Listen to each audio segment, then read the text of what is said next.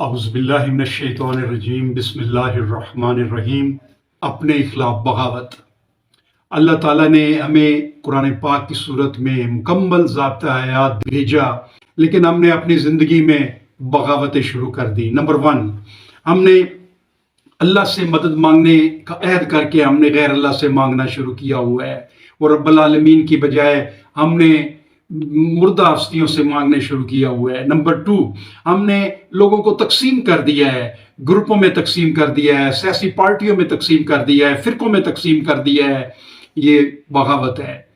زمین اللہ تعالیٰ کی ہے، اللہ اس کا مالک ہے، ہم نے زمین کے اوپر قبضہ جما لیا ہے، پھر قبضہ جما کے اس میں جعلی کاغذات بنا کے ہتھیار رہے ہیں، اور اپنے وراثت جو ہے وہ زمین کی لوگوں کو نہیں دیتے۔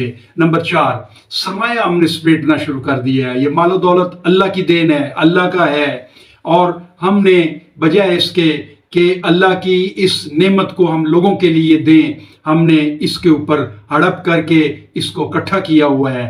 ناجائز طریقے سے دولت اکٹھی کرتے ہیں، سرکاری اختیارات کو استعمال کر کے دولت لیتے ہیں، سود کا کاروبار کرتے ہیں، سود میں ملوث ہیں، ٹیکس چوری کرتے ہیں۔ نمبر 5، رشوت لیتے ہیں۔ ہم اپنے پورے معاشرے میں کوئی کام رشوت کے بغیر نہیں ہو رہا، ہم اس رشوت کے پیسے سے کاریں کوٹھیاں بنانے کے اوپر لگے ہوئے ہیں۔ نمبر 6، بددیانتی کر رہے ہیں، پیسے لے کر نوکریاں دیتے ہیں، ٹرانسفر اور پوسٹنگ کرتے ہیں۔ یہ کھلم کھلا اللہ کے قانون کی بغاوت ہے۔ قربہ پروری کرتے ہیں، ہم حکومت کے اختیارات کا ناجائز استعمال کرتے ہیں، اور وہ جو لوگوں کے لیے کھلی رہنی چاہیے، ہم اپنے خاندان کو اور اپنے لوگوں کو مالی فائدہ پہنچانے کے پیچھے لگے ہوئے ہیں۔ انصاف کسی جگہ نہیں مل رہا۔ انصاف کا ایسا نظام ہم نے کر دیا ہے کہ انصاف صرف پیسے والوں کو ملتا ہے، اور جو غریب آدمی ہے وہ ایڑی چوٹی کا زور لگا دے وہ انصاف سے محروم رہتا ہے۔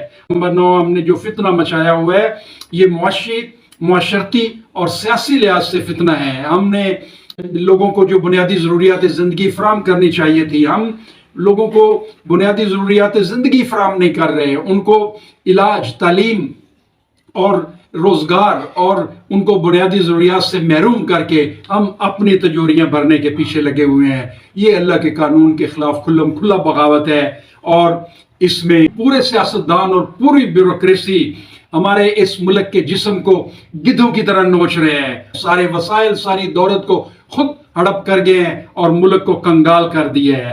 بھائیو، قرآن کا ترجمہ پڑھیں، اس میں دیکھیں کہ اللہ تعالیٰ کیا حکم دے رہا ہے۔ اللہ کے خلاف بغاوت چھوڑ دیں۔ یہ بغاوت ہمارے اپنے خلاف بغاوت ہے، اور ہم جو بھی عمل کریں اس میں قرآن سے رہنمائی لیں۔ اللہ کے خلاف بغاوت چھوڑ دیں۔ یہ بغاوت ہمیں اپنا نقصان کر رہی ہے۔ قرآن کو پڑھیں اور اس کے احکامات کے مطابق عمل کریں۔ یہی ہماری بچا اور ہماری فلاح کا راستہ ہے۔ وما علینا الا البلاغ۔